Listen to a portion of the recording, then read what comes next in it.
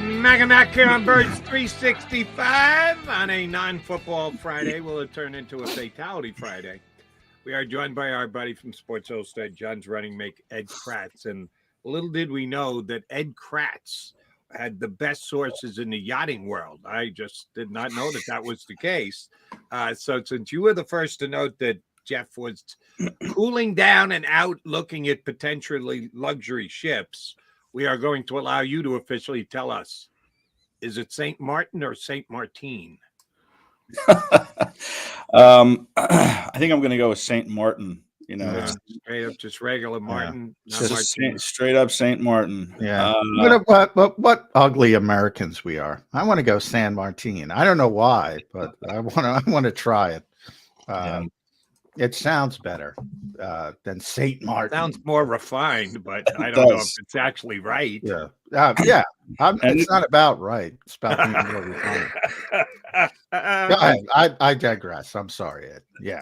Well, by the way, did we know he was officially shopping for yachts, or was he just on vacation? Just wanted to, because it was nice. It was 83 in Fort Lauderdale. I had to stop there, so I checked the weather in St. Martin, and it was 84, 85, same type of thing. So was it just he wanted to get away after that disgusting performance in Tampa Bay by his football team? Well, my source told me he was shopping for a boat. And I'm sure it's not a dinghy, given Jeffrey Lurie's net worth. That's pretty good. I'm thinking it was a yacht of some kind, or a pretty big boat, I would say. How does that lie with you that he's going out yacht shopping? Well,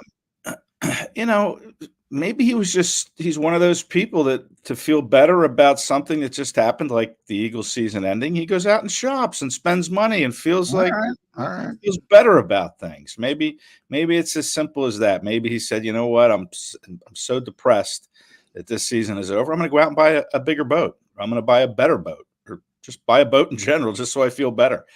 That's kind of how I take it. I don't, it's interesting. Maybe it cleared his head. Maybe he's trying to get some clarity. Hey, you know what? That part of it, I think you should clear your head. I think you shouldn't be emotional. I think you should take a couple days. So that part of it, I think, is a good aspect of just, hey, settle down, be logical, rational, don't be emotional. But I think it tells you something too, because Jody just pointed out correctly so. Everybody else is interviewing candidates, interviewing not only head coaching candidates, but coordinators and things like that. And if you're behind, that's what happened with Sean Desai. Let's be honest. The Eagles were last in line, and they got a guy they weren't happy with. So there's an interesting tightrope there. I can tell you why Jeff Lurie is yacht shopping. Because he can, okay? That's why he's doing it, because he can. McMullen can't, Kracz can't, McDonald can't, Jeff Lurie can. So he's going to do that. I could go dinghy shopping if you guys want to go dinghy shopping. As a matter of fact, I think that we've seen dinghy used here on our stream by several Eagle fans describing the head coach of the Eagles. I think they've referred to him as a dinghy. So what's going to happen here, Ed Kracz?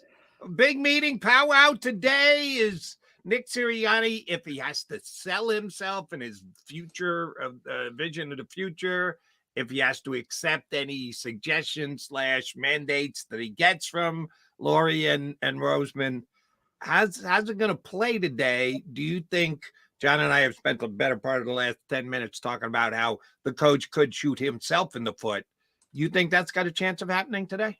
Well, I heard you guys talking a little bit about the stubbornness of Nick Sirianni, and listen, if he goes in there and sticks to his guns, so to speak, and says, I still want to do this my way, and I feel like I've earned that right, then yeah, he could be in trouble. But I don't think that that's going to happen. I think Lurie probably went away knowing that Nick Sirianni is going to be his head coach, and maybe he told Howie, and they put together a coordinators list, and run it by Nick, and then when I get back, we'll go through it after I meet with Nick, and that's what we'll talk about during the meeting. Is we'll figure out what we're going to do with this coaching staff. But I think Lurie being away kind of indicates to me that Nick's probably safe. and I think he'll still have the job after today's meeting. Now, how the coordinator thing shakes out, that's a whole different story, and the rest of the staff shakes out. We already know they need a defensive coordinator. The whole offensive coordinator thing is interesting because, Jalen Hurts and Brian Johnson, their families are close. Jalen really likes Brian. In fact, when Jalen met with us, when all the lights were dimmed inside the locker room Tuesday evening or Wednesday evening, I guess it was, I'm losing track of my days. Yeah. Hurts mentioned that he has trust in Nick. And he said, Nick and Brian and me, we're going to get this thing fixed. So he even alluded to Brian Johnson. And you could make the case that, listen, Jalen Hurts had 8 different offensive coordinators before Shane Steichen stayed here for 2 years. And then we saw that big growth jump in Hurts in year 2 of Shane Steichen. So that could be the pitch is, hey, this would be year 2 of Brian Johnson. There's familiarity now. Let's bring back Brian Johnson and now to see what we can do with Jalen Hurts in year 2. Maybe he makes a similar jump in year 2 under Johnson that he did in year 2 under Steichen. Yeah, and Brian's so interesting. He's the most interesting part to me because I think Nick is going to be back, and obviously they're going to go in a different direction on the defensive side, and that leaves Brian Johnson. And he is so close to the quarterback. After the game, after an extensive cooling off period, I think you were there, Ed, when we walked in right at the top. And what did we see first? Jalen Hurts and Brian Johnson sitting together in a deep conversation after a terrible loss. They're close. And how much do you want to mess with the quarterback? And by the way, the rest of the league, he interviewed with Atlanta. Today, he's going to interview in Tennessee, Carolina.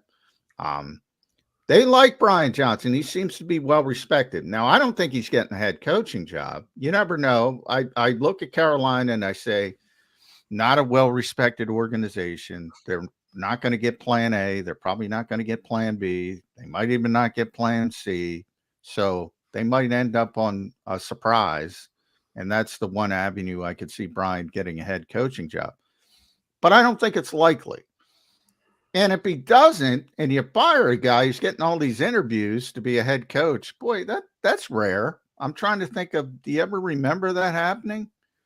Somebody getting that many head coaching interviews and then he gets fired as an offensive coordinator? You hate to say it, but, he fits the criteria for the Rooney Rule, right? I mean, you have to take that into consideration. Is he just kind of the guy? And it's great for Brian Johnson to get, practice with these interviews to become a head coach because that's probably going to be in his future. But you have to wonder how many of these teams are just, qualifying for the Rooney Rule by interviewing Brian Johnson. I hate to say that because I like Brian a whole lot too, and I think he's a smart guy, and I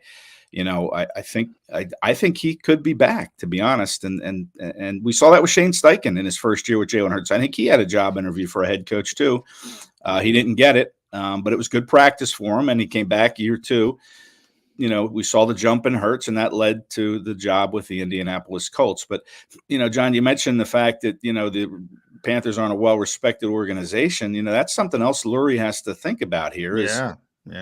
You don't want to go down the path of having to hire your 4th head coach here in the last 11 years since Andy Reid left. That's not a good look. It wasn't that good of a look when he fired Doug Peterson 3 years after he won the Super Bowl. And how would it look if he let go of a head coach? And I know there were issues that need to be fixed, no doubt about it. And fans want Nick Sirianni gone, but it wouldn't be a good look, in my opinion, if you release a coach who has taken his team to the playoffs all 3 years that he's been here, put together back-to-back 11-plus winning seasons, something only Andy Reid and Dick Vermeil have done in the history of this franchise, and took him to a Super Bowl just a year ago. I just don't think it's a good look. I think he comes back. Let me ask you this, Ed, because I thought about this from the coordinator perspective. There's a chance they're going to fire both. We know they're going to hire their 3rd defensive coordinator in less than 12 months. That's a given. And the question is Johnson, yay or nay? And if I got to be the Johnson hater, that's fine. You guys both seem to think he's going to stay. I don't think he should. That's just my opinion. I think they should change both coordinators. However, to your point, you want to be hiring the guy who saw both three, not one, not two, three coordinators get fired in 1 year's time. That the Eagles went 11-5. Yeah, they collapsed. Yeah, they got beat by Tampa in the first round, but they went 11-5 and fired not one, not two, but three coordinators in 1 year. Does that make the job a little dicey for anybody who's out there who's going, well, wait a minute, do I really want to go there? They'll lop off my head if we come back 8-9 next year. I don't want to necessarily take that gig. Should you worry about that and how you handle the coordinators? Well, yeah, there's a case to be made for that also. And, listen, I had a hard time getting back from Tampa on Tuesday, I guess it was. I spent the whole day in the Tampa airport with flight delays, and there were other beat writers in that airport stranding with me. By the way, not a bad airport. I've flown in and out of Tampa plenty in my Tampa's nice place. Nice. They got the outside smoking. Yeah. You stand in a cage. You have a cigarette. You go back in. I like the Tampa airport a lot. Yeah, well, I'm not a smoker, but I like my. You learn a lot outside in the cage. Yeah, was Jim Leland out there in the cage? If the Tigers were flying out, yes, Jim would have been out there with me. Yeah, well, I like that airport too. I think it's probably one of the. I've flown through a lot of. Yeah, I called it top 5. Tampa. Yeah, I would agree with that. Yeah. But anyway, my point being is, Sal Powell from ESPN was there, and him and I were having a conversation about, if you bring Sirianni back, how difficult is it going to be to find a young coordinator to come in and hitch his wagon to Nick Sirianni, who, if he does come back, will probably be on the hot seat as soon as next season begins. And if he gets off to a slow start, he may not see Halloween. So do you want, if you're a coordinator, a young coordinator with eyes towards becoming a head coach, would you take this job, knowing that Sirianni could be gone if he gets off to a slow start next year? I mean, I don't think so. So now you're looking at more of an experienced voice inside those coordinator rooms, maybe like a Frank Reich, who there is some interest there on the Eagles side of bringing Frank Reich in to possibly be either an offensive coordinator if Johnson's gone, or he could be a senior offensive analyst to work with Brian Johnson. Marcus Brady's job, who's probably he got an interview with Chicago to be the offensive coordinator. So, yeah, a lot of avenues you can go. Yeah, for sure. But then the defensive side, are you going to get a young guy, a young linebacker coach or a secondary coach who is going to come in and hitch his star to Nick Sirianni's fate? It's going to be tough. So you might be looking at a veteran voice there, maybe a Mike Caldwell that just got fired from the Jaguars or somebody like that. So, and maybe that's not a bad thing. Maybe that's what Sirianni needs, is more of a veteran presence in those chairs. Yeah. One of the things you brought up, Ed, and I think it's a good point, and I think people get confused by it, or they forget because of the success the Eagles have had. Adam Gase walked out of that building. Ben McAdoo turned around on the New Jersey Turnpike, turned down the Philadelphia Eagles. Brandon Staley wouldn't interview with the Philadelphia Eagles, said, nope, I'm not dealing with Howie. Brandon Staley turned down the Philadelphia Eagles. Robert Saleh, because he's a nice person by all accounts. I don't think he's done a good job for Jody's Jets, but good guy. He took an interview with the Eagles, but just to be nice. He was far along with the Jets. Same thing with Arthur Smith. They all said, you know what? This ain't a good spot. You just fired Doug Peterson, a Super Bowl winning head coach, 3 years off. So you fire Nick Sirianni, yeah, somebody's going to take the job because there's only 32 of these things. Carolina's going to be able to hire somebody too. But guys who have options are not going to look at you. They're not. And those tend to be, in those cases, people say, well, they all stink. Staley stinks. That's true. But you generally want guys with options. And if the Eagles keep going down this route, it's not going to be good. Well, that's exactly right. And, so that's why Lurie has to be careful about this. And you want to make sure you get the right guy, obviously, but what's that right guy going to look like as a coordinator? Again, I just think that, sometimes the grass isn't always greener. And I think Brian Johnson, I would probably give him another shot. Now, Sirianni has to come in with a plan with this meeting with Jeffrey Lurie, because there was obviously some sort of disconnect, and I think it was between Sirianni and Johnson, on how they wanted this offense to look. So that could be what plays against, Johnson returning and maybe even Sirianni returning, but I don't think so. But there was a disconnect between those two. Nick wanted things done a certain way. Brian Johnson, I think, resisted, and I think that trickled down to Jalen, and we saw, some struggles from Jalen. So Sirianni has to go to Lurie with a plan to say, yeah, I'm on board with this now. I'm going to give Brian complete autonomy to run what kind of offense he wants, and I'm just going to kind of be in charge of things. And I don't know if that's not happening. I don't think he'll be able to do it. You were listening to me and John before. Yes. One thing you can definitely say about Nick Sirianni, he can be stubborn. Oh, yeah. And, he's got to. No, here's how you got to pose it. Would the Eagles try and foist that on Sirianni? Listen, we want to keep Brian Johnson, so you need to, cut the restraints. Make it his offense. No, you always said, oh, yeah, what's my offense? Don't get it behind. You took the bullets. But we know better behind closed doors. Yeah, you were still pulling all the strings. And we don't think the offense ran as well as it should have. Give Brian autonomy. Do you think the Eagles would actually run that by Sirianni? Well, I think there's a history there, right? I mean, they tried to foist their beliefs onto Doug Peterson and who he should bring back and how this team should be run from, inside the coaches' rooms. And Doug pushed back on that. And, he lost his job basically because of that. So, yeah, I could certainly see, based on history, Jeffrey Lurie and how he's saying, yeah, this is how it has to be. And if you don't agree with that, then we're probably going to have an issue here that could lead to you being fired. It's that simple. And we'll see if Sirianni goes along with it. I think he likes being here. He likes being in charge of the Philadelphia Eagles. And I think he would maybe put his stubbornness on the back burner and go along with whatever they want. Two things. I love the use of the word foist by both of you. So well done. I love that. That was Jody. I just followed up on Jody. Yeah, I love it. Number two, if that's what you think, and I know people are going to roll their eyes, but if that's what you think, and Brian Johnson has a better plan for this offense, fire the damn head coach, hire Brian Johnson to be the head coach, put coordinators on him, because you're not – one thing we know, they're not firing the quarterback.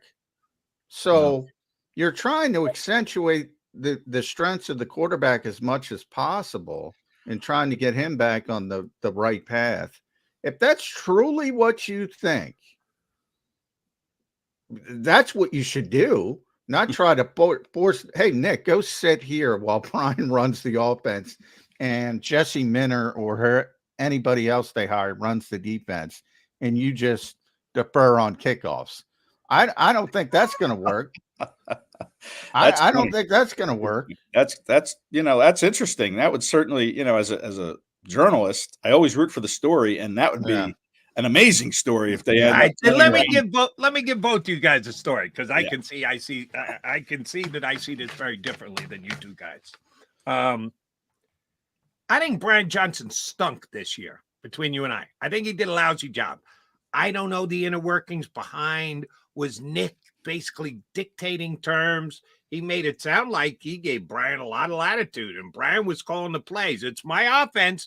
We draw it up all week, but then on Sunday, I have trust in Brian. I let him call the plays.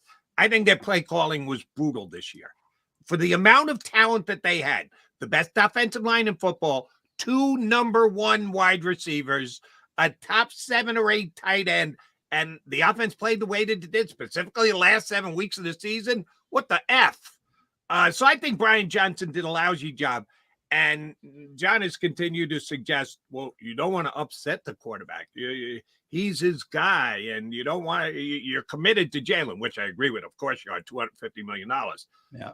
But maybe the problem was Brian Johnson, that Jalen Hurts, would you give me the number, 8 straight offensive coordinators, different in 8 straight years? And do you know what Jalen Hurts' career arc looked like? up. Despite the fact that they had to work with defense, new offensive coordinator every single year, he just got better and better and better and better. What the hell happened? He took a step backwards. How do you explain that? Maybe it's Brian Johnson. Maybe he's either too close with Jalen, and Jalen doesn't know how to handle my guy is now my guy. He's calling the plays, and he and I are like this, and I don't know how to deal with it. I don't know handle it, or he's just not good at it. And he's not good at calling plays on the National Football League level. I think that's more likely than any of the other scenarios. And although I think the Eagles do have to be careful with the way they handle it, I don't think they should run in fear. If they change no one else ever ran in fear of, oh my God, we got to keep the coordinator because Jalen's our guy. I know $250 million make you more committed than anything else, but so what? He's done it 8 times. He just continued to get better and better and better. Why would you run scared of moving on from Brian Johnson? Yeah, I don't think they'd run scared. I think they would just bring him back knowing that, that he would be their guy. If they let him go, then so be it. I mean, you think he's merited being their guy? No, I think you got to look at Sirianni. And like you mentioned earlier, like you don't know the inner workings. Like, Sirianni claims it's his offense, and maybe he put those restraints on Brian Johnson, and Johnson kind of resisted and kind of maybe went rogue a little bit and tried to do something differently. But yeah, clearly this offense, I mean, we saw a stretch this year of 3 straight games where this offense didn't put up more than 20 points. And this is an offense last year that averaged 28, 29 points a game. So that's clearly not good enough. And, that could be Brian Johnson. It's probably Nick Sirianni because everything trickles down. And I'm sure those two talk about the plays that are going to be called during the week in certain situations. Nick Sirianni is very big on situational type football. So I'm sure Johnson has a list of plays to choose from in various situations. And that's on Nick. If Johnson feels like his way is better, but he's not being afforded that opportunity to kind of stretch his legs a little bit, if you will, within the offense, then that's on Nick. That's not on Brian Johnson. But your point is valid. If Jalen and Brian are buddy because their families go back, years and years, is that necessarily a good thing? You want Jalen Hurts he takes to hard coaching well, as so he says. Is Brian Johnson coaching Jalen Hurts well enough or hard enough to get the most out of him? That could be a concern, is that they are too close and they're too comfortable together. So maybe that's an issue. These are all things I'm sure that will come up in the meeting with Sirianni and Lurie today sometime. But you're right. I mean, I don't think they're scared of letting go of Brian Johnson, but if they feel he's the guy to move forward, then they're going to bring him back. Yeah. And it's all about what the Eagles feel. Yeah. And my hypothetical, which is typically Jody's wheelhouse, was on the assumption that the Eagles think Nick was the problem and there was a hamstring. And I said, if you truly think that, then show the courage of your convictions. And fire his ass. Yeah, exactly. Now, the larger point, though, and I want to get to this because I think Ed, I arrived in Tampa thinking, all right, Nick's going to be back, because even if they lose this game, it'll be a close game and they'll spin it, and he's a year off a Super Bowl. It won't be that big of a problem. But they laid such an egg in that game. And 2 things I point to: 13 missed tackles on defense. 0 for 11. You mentioned situational football. 0 for 11 and 0 for on 3rd and 4th downs. They even got stopped on a tush push. Should have been a penalty, but yada, yada. It happens in those scrums. They even got stopped by Vita and company on the tush push. Did we just overrate the stinking personnel on this team, especially when A.J. Brown's not on the field offensively? Now, we know defensively, they just stink. Offensively, without A.J., guess what? They're freaking pedestrian. Well, and again, that's the head coach. Since he got here, he always said the offense runs through Brown, Smith, and Goddard. At no time did we see him try to develop an option behind them. He just assumed that all 3 of those guys would stay healthy. And then, when one goes out, we'll just rely on the other guys. But those other guys never saw a whole lot of time or a whole lot of targets to be developed properly. So when Brown goes out, who's your number 3 or your number 2 all of a sudden? Quez Watkins, who you didn't play for a time there when he came back. Britton Covey never got on the field. You didn't have any, Olamide Zaccheaus. I mean, he saw a little bit of time here and there, but he never got, I don't think, developed well. When you're telling other teams that your offense is running through 3 players, then you're going to do your damnedest to shut those 3 players down. And then when one of those players goes out of the lineup, then you're kind of in trouble. And especially when it's someone like A.J. Brown.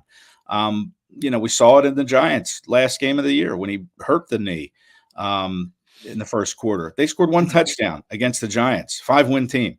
And they score 1 touchdown against Tampa in the playoffs. Yeah, it was a complete disaster. This team was ready for the season to end, and we saw that reflected. And is that going to hurt Sirianni when he meets with Lurie? It could. It maybe should. I'll go hypothetical after hypothetical. I'll go right down the hypothetical road too.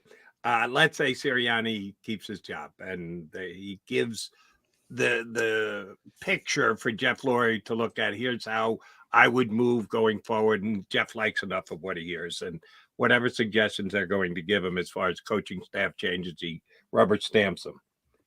Will firing Sean Desai, Matt Patricia, throw in DK McDonald for the defensive backs, offensive side, Aaron Moorhead maybe, but you guys are convinced that the offensive coordinator staying put.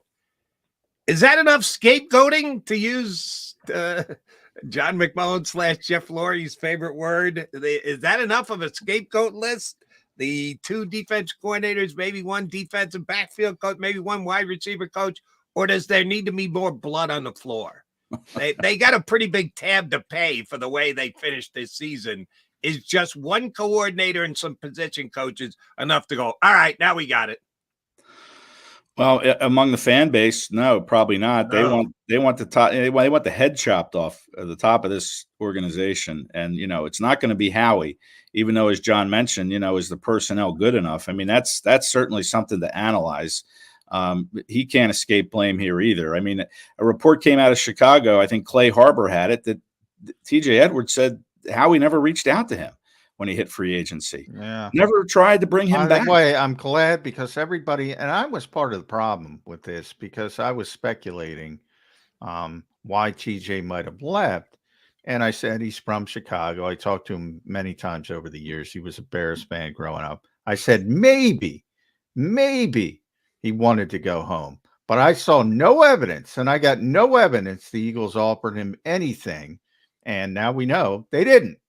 So No. And that's on Howie. Stop saying that. Yeah. No question. To not reach out to him and try to bring him back, a homegrown guy. So yeah, Howie cannot escape culpability here, but that that he's not going to get canned here. The only way fans will be happy, I think, most of them anyway, from judging on things I've seen on X and different social media sites, they want Sirianni gone, and that's the only thing that's going to keep them happy. But listen.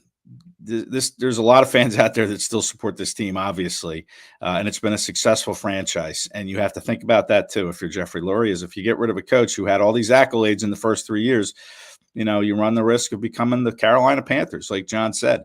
But listen, we started by talking about Lurie. I mean, getting a late start into looking into coaches. I don't think it's a late start. Last year they played into the middle of February, so yeah, it was a late start when you had to go out. A lot of stuff was already picked over at that point.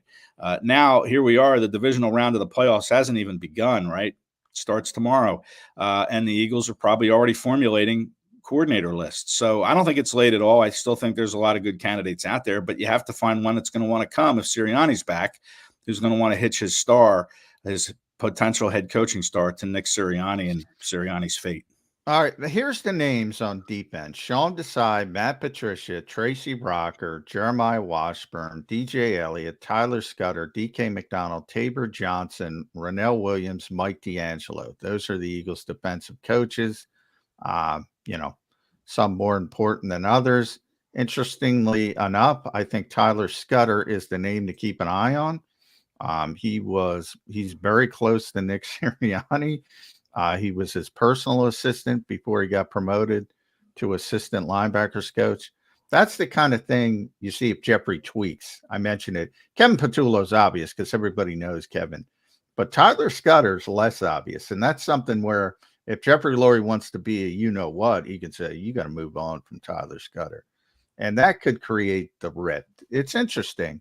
But of all those defensive coaches, I think you could argue Tracy Rocker might be back, maybe Wash, maybe DK, and that's it.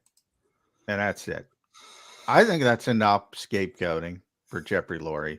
And the luxury Jeffrey Lurie has, Ed, this fan base is showing up. Other cities have to worry about that because I heard Troy Aikman say that on somewhere. And he said they need to no, they don't. They can do whatever they want. And the Eagles fans are showing up. It's not like certain other cities where you have to worry about selling tickets and you got to worry about this and that. They might be angry. They might call Jody up on WIP. Correct. They might say something in the chat, but they're showing up. So Jeffrey can do whatever he wants if he wants to be consistent and continuity and calm and rational. He doesn't have to worry about it like some of the other organizations do. Agree with that or not? Oh, absolutely. There's a long waiting list for season ticket holders, just like there is for the New York Jets. There's a fan base out there for the New York Jets too, right? I mean, even though they haven't done much since Joe Namath led them to a Super Bowl, but no, I agree with you, John. Lurie can make those decisions knowing that, hey, my fans are going to show up, and they will. They're the most popular pro sports team here in Philadelphia. And I'll say this about Eagle fans, and while they're loud, they're emotional, sometimes they can be spur of the moment, but they're loyal, and they're really not dumb. They're smart. Nobody's jumping off this ship. I was either yesterday before our buddy Eitan from Philly Voice, formerly here on JAKIB, wrote a column about how Jason Kelce forewarned and how Eagle fans are going to react. And he suggested that, there's a price to be paid for this. No, there's not. Nobody's getting off the ship after 11-5 and 1 year removed from the Super Bowl. Suck for 4 straight years, then you might actually see the waiting list for tickets evaporate. Right now, it's still very deep. And if somebody's going to get so annoyed that they're bringing back Nick Sirianni, he gives up his season tickets, they'll be resold in seconds, not minutes, seconds. Somebody will jump in and buy those tickets. So Jeff Lurie does have the ability to do whatever the hell he wants here. And Philly just in general, hey, they stayed away from the Phillies for years. They went to in playoffs 5 straight years. They sucked for a decade, or at least they weren't good enough to make the playoffs. Oh, yeah, good seats available at Citizen Bank Park. But as soon as they get good again, boom, the house is packed. The Eagles have nothing to worry about the fan base. If they just turn off WIP, Jeff Lurie won't even know that they're Eagle fans that are not happy with the offseason decisions that he makes. All right, Ed Kracz, I'm going to make a prediction. We do it all the time, picking games every single week. We've been doing it for months now. We believe the head coach is staying. That could, as we continue to spin through hypothetical scenarios, could change by this afternoon. But if Sirianni is here, they changing 1 or 2 coordinators. And if it's only one, who do you think is going to be the next person in that chair when all the spinning of the chairs ends? I think Frank Reich will have a role on this team next year in some form, whether it's as the OC or a senior offensive analyst. But I think Frank Reich will be on this staff. Why didn't Frank come back this year? Well, I think things were kind of already in place with the Eagles. Although, having said that, Sirianni was quick to move on from Patricia or Desai and bring in Patricia. And by the way, that was a huge problem. Talking to players on Wednesday, it's the biggest mistake. It was a huge mistake. Defensive players all said it was a tough adjustment to make. That was a bad thing to do. And if that was all Sirianni, he's got to answer to that too. But as far as your question goes, I think Frank Reich will have a role. I think, that Brian Johnson question is pretty tricky. I'm going to say he's going to be back just for the sake of, kind of playing the other side of this, because everybody thinks he's gone. But I think somehow Brian Johnson's going to come back, and they're going to end up replacing some of these other assistants that John mentioned.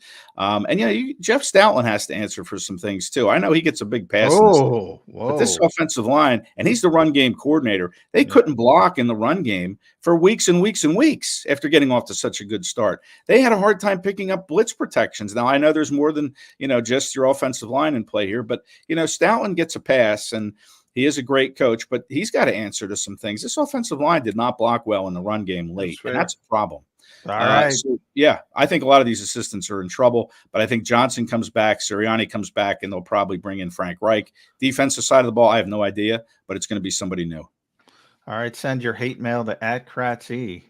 Jeff Stoutland disrespect. I love it. SI.com/NFL/Eagles. Ed Scoops Kracz breaking the news that Jeffrey Lurie's yacht shopping. Hopefully he's back. Maybe the weather cut him down. So we'll see what happens today, how it unfolds. But Ed's doing a great job at SI.com. I'm doing an okay job, but he's doing a great job. So well done, Ed. Yeah. No, don't sell yourself short, John. Except John couldn't find St. Martin on a map. You needed to. You did, and I give you credit for it. I knew it was in the Caribbean. Okay. I knew that. Thanks, guys. Be safe. Eddie K. Thanks. It's Ed Kracz from Sports Illustrated here with us on Birds 365. Got another good Eagle beat writer, hopefully joining us in less than 20 minutes now. Did Brooks tell you why yesterday? Did he just forget his phone go dead? He was caught up in something. Sometimes that's the term he used. Sometimes as a beat writer, you're ordered to do a story, and there's sometimes you can't do it. Happened to Jeff Kerr the one time, you remember. Sometimes you get ordered by but higher ups and say.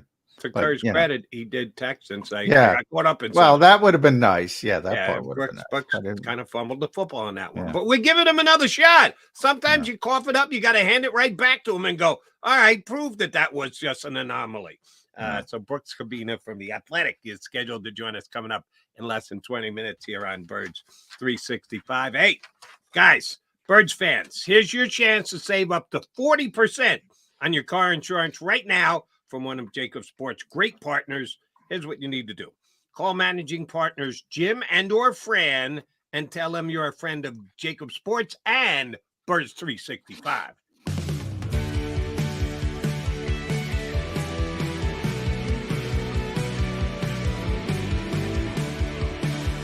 My name is Fran Salerno, and I'm a managing director here at Del Valle Insurance Group. Been in the business for over 36 years, saving people money on their insurance needs. Give us a call. Let us help you custom design an insurance plan that meets both your needs and budget.